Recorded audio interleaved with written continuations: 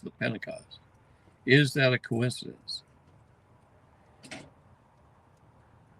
70 years prior to this Pentecost, to this day, is when Israel became a nation. Understand that is a nation's bankruptcy period. You think that doesn't have something to do with it?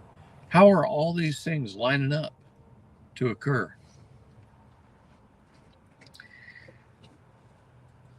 The path of the eclipse is also along the New Madrid fault line.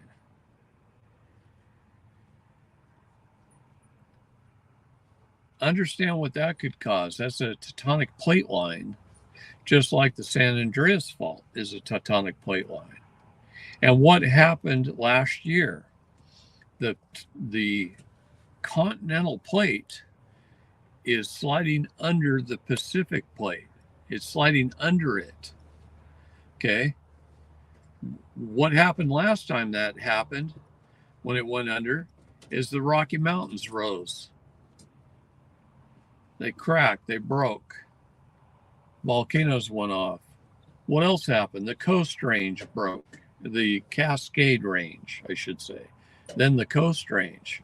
All these three volcanic mountain ranges in the United States that go north to south was from the continental plate dropping under the Pacific plate.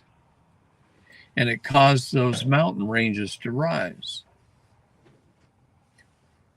Or does it also cause the West Coast to dip? Think about that for a minute. Also, what happens is because we are on a ball, we've got water about 700 feet high. That water is going to disperse when the poles shift and the change, and the seas disperse. It's a Navy fact, guys. It's a naval fact.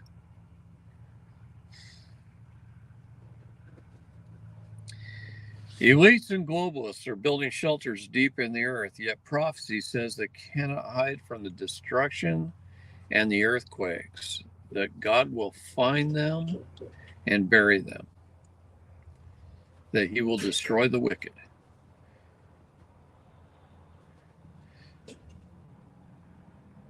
So, anyway, these are just some of the things we've put together that kind of show you what's coming, and it's going to come fast. And sometimes there are things more important than paperwork. I want you guys to know that. Survival of your families. How's your food storage? Do you have a safe place? Are you out of the pathway of destruction? We've been told by prophets since the 1820s to get out of the big cities and move into the rural areas, to grow your own food, to milk your own cows, to harvest your own honey, to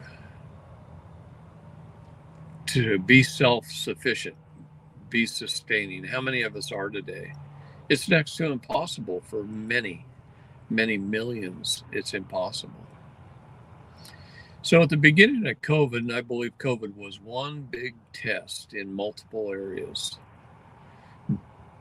But at the beginning of COVID, they shut down the supply chain.